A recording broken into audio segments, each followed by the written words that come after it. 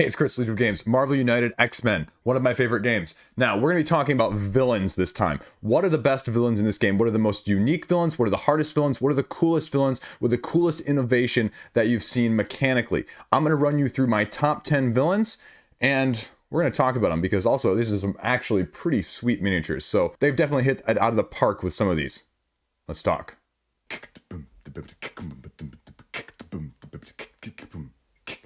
So obviously we're talking about Marvel X-Men United, and there's tons of content. So I have played through a ton of content as well. So I'm going to give you my 10 here so that you can know, okay, which are the ones that if I'm picking one of these out, that's kind of cool, that's kind of different, that's kind of, you know, a little bit off kilter to give me a different dynamic experience each time when I'm playing this game, because that's really what you're looking for. You're not looking for the same rote, rinse, repeat, scenario-driven situations in these games. And so these are the ones that caught my eye, that got my attention, that go, oh wow, this is really cool, or oh wow, this is hard, or oh wow, look out for this one. So let's get into it.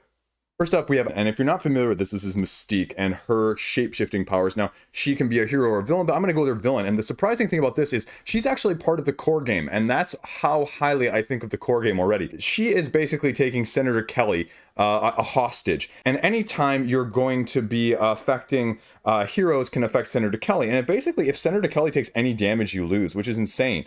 And if you can't add anything more in terms of overflow, you have to move Senator Kelly basically away from you potentially and draw another master plan card to the storyline.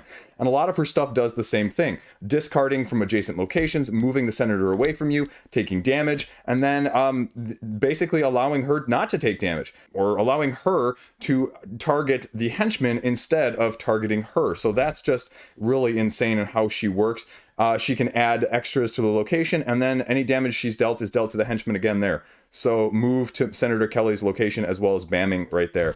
Deal 2 damage to a hero. So if he's not with you, she is going to take him out very, very, very quickly. Here we have Sebastian Shaw. This is a nice little guy. The miniature's not the best one out there, but if you're familiar with him in the comics at all, basically he gets hits and he absorbs energy, and so he's really hard to damage in the first place, and his mechanism incorporates that. He cannot take more than 1 damage each hero turn. If you damage him, though, you take 2 damage, so you're automatically losing 2 cards from your hand, which means it's a real high chance of getting knocked out. His thing is basically he's adding master plan cards to the storyline, because if you bam and there's any heroes in his location, draw another one. If you overflow, draw another one. He has these here as well that give heroes in location crisis tokens, and if they have crisis tokens, then they have to play their card randomly. He just has ones that do that across the board. Crisis token, damage equal to the number of special effect cards, adding, deal damage. And he also has these, which are give heroes crisis tokens or return all henchmen to their starting health value. So he is just insanely difficult when it comes to this, but cool mechanics. Now, next up, we're going to go with Mr. Sinister. Mr. Sinister is from the other expansion. Sinister is from the blue expansion. And again, he really makes this worthwhile. He is probably one of the top ones on this list, and the miniature is freaking sweet. And then Sinister himself has these little DNA tokens, right? And he has a certain number that start at the beginning of the game. And then heroes without DNA tokens as his special rule, you have to treat all special effects on the bottom of your cards as blank, which is insane. That's half the fun of the heroes, and that's half the strength of the heroes. So it gets rid of that. He wins if he collects all the DNA samples. And if you can't add it, then you take a DNA sample from a hero. And then if he bams, you move a hero 1 location closer to him and then take a DNA sample from the hero. And so his powers do somewhat similar, right? All heroes with 2 or more cards in their hand must discard their hand. They aren't KO'd, but they draw 1 less card. And so he has some of those, take a DNA sample from a hero in his location, and he just moves to your location. So that's insane. Then heroes must start their turn in this location, must play their card randomly, and then special effects is blank, and he can't take any damage as long as this is in play. So he is incredibly tough too, unique, different, and these make it worthwhile. Next up, number 7, we have Deathbird, who, again, kind of has a pretty cool miniature. Not as much detail going on there, but it's great because Deathbird is actually really cool. Deathbird, when a location has more bad guys than civilians, place a crisis token. When a location has less, remove the crisis token. If the crisis token in location can't be removed by any other effect, on your turn, you can then use a star to add a civilian. Deal 2 damage to a hero in their location, and then turn one into a bad guy. You lose if their 5 locations have a crisis token. So that doesn't sound that bad, but a crisis token is going to be very easy because, as you can guess, again, her overflow turns the civilians into thugs. And then similarly, her henchman ignores a damage, does 2 damage to in the location and to the hero in adjacent locations. Again, double to defeat those, double to defeat, adding 1, adding 1, adding 1. So hers are all red too. She's adding a ton of red to the board. And then last but not least, again, she adds red. So that is where it's going to be a really difficult one, even though it's a little bit deceptive at the same time. Next up, number 6, we have Mojo, who is a really freaking cool looking miniature, right? And what about Mojo? Anytime you look at this card and you see a villainous plot along the bottom, right, it's either going to be super easy or super difficult. And as you can see here, Mojo is not going to take any damage as long as any hostages still remain from that aspect.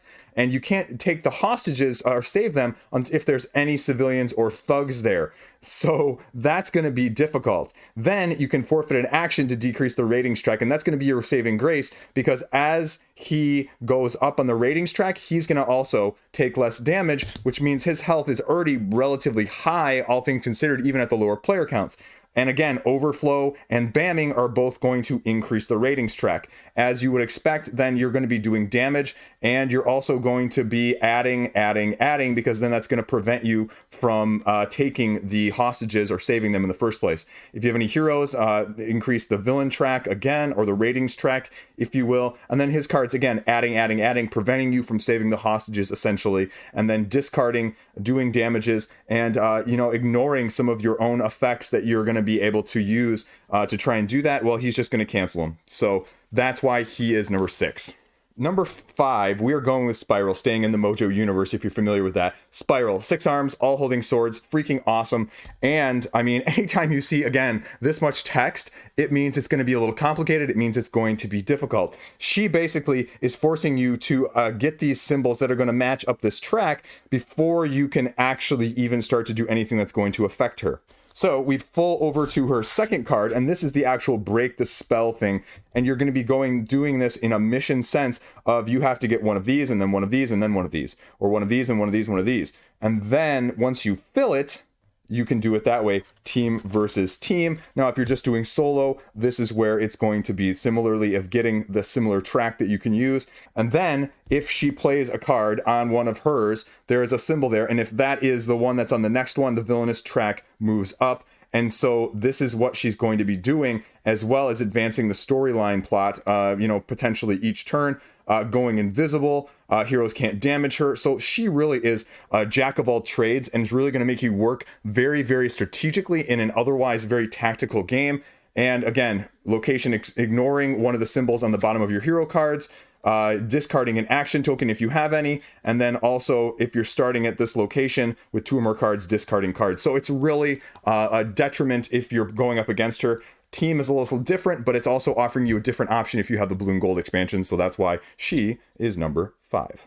Number 4 here, we're getting into the classic X-Men villains, and you're going to recognize most of these, but we have a spoiler in the top 4. I won't lie to you at this point. No hidden tricks, but a spoiler. This is the Brood Queen. Now, the Brood is this vicious, bloodthirsty insects, essentially. And again, this massive miniature, which is actually really cool looking. And the Brood is something completely different. They have a starting special setup along with a couple of these other ones that I've mentioned. And you put threat cards only adjacent to the Brood Queen. And the threat card deck, though, needs to stay near you, because all of these threat cards are little broodlings, if you will. Deal damage to heroes in this location equal to 1 plus the number of henchmen. So it's a lot of damage, potentially, folks, right? Place the villain tracker as the spawn point. And so what happens is you lose if, at the end of the turn, all locations have brood on them. And so that's her whole thing, is spawning more of these, activating her BAM, which actually, if you're KO'd, gives her 2 extra health. And she only starts out with 1, 2, or 3, which is not a lot, but she can go above her starting health. So if you get behind, she is all of a sudden going to have a ton of health. 2 here, and then 1 when she BAMs. And then if you overflow, again, you're going to be putting down one of these threat cards to fill up another spot. And as we saw with the Brood, that they're going to do damage for red one, well, the red ones are going to be injected because her cards are going to discard the civilians and add thugs. And her cards add more thugs than not. And so then you're also just going to have a little bit of that. So that's why she's super tough, and she will just relentlessly attack you, and you're going to have to constantly battle the threat cards a lot more in this one than you are in others. So that's what makes it unique and different. Now, number 3 here, again, this is going to be very interesting because we have the Dark Phoenix. Awesome, awesome freaking miniature. Even the Phoenix on the back side of it is cool. And the Dark Phoenix, instead of attacking her regularly, you have to do stars for damage. But when you're KO'd, she doesn't activate her BAM. Instead, she just flips locations completely upside down. And so if you don't have any locations, you lose because you can't go anywhere. Well, you can, but those there's no enemies to get rid of, and there's no abilities at those locations that you can utilize. And her deck basically just does the same thing. She does BAMs to adjacent areas as well, so you're going to be taking a lot of damage potentially. Now, the interesting thing is the threats still stay there, so it's a double whammy in that sense.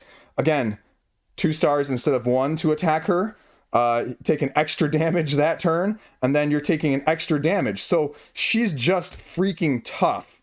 Temporal manipulation, another villain card. Get more defeat, and this is where the Phoenix part comes in. If you defeat her, well, she immediately gains 3 health, but she can also go above her starting value, then turn the card face down if it's face up. Move the top card from the master plan deck from the game. Again, just accelerating the victory. Resolve this master plan card one more time by adding, causing overflow. And she's just flipped the latest 3 hero cards face down. She's insanely tough. And so she is the reason you're at number 3. And, you know, what's going to be 2 and number 1 then? If that is number 3, right? Number 2, here's the spoiler. This is Legion. If you're not familiar with Legion, it's Professor X's son, right? Legion is this very, very overly powerful psychic, but his powers are limited because he's got split personalities. And the split personalities are going to affect the special rules that he has going on. And he has 6 different ones that he's going to be cycling through, depending on what the storyline card is that's last to come out. And they all have special rules. This one, he can't even take any damage if he's in this state. Can't take any damage if there are any thugs at his location. Ignore any effect that would delay the villain turn. You lose if the hero doesn't perform a punch action during their turn. I mean, so these are insane. And then if you have to complete all 3 missions before you can even damage Legion. Now, did I mention he's also one of the coolest heroes for just the same reason? We'll talk about that in a different video. But if you clear all of the threats, the heroes, you can put one of the master plan cards from the storyline at the bottom of the plan deck. So it gives you a little bit of recycling. But if you're KO'd, you have to discard 1 token from the mission that's not been completed. So making it harder for you to complete all 3 missions to even damage him in the first place. Now, his threats are just, 3 stars, so that's a little less. But some of his other stuff is just, crazy. Return the 4 earliest hero cards from the storyline to the bottom of their decks, but you accelerate the master plan by 1. Until the end of the next villain turn, cancel all special effects again. Deal 3 damage to a hero in his location and 2 to each adjacent. So, I mean, he is super powerful, putting down crisis tokens. He has just a ton going on, and he's crazy, and that's why he's number 2 and awesome to play with, but also against.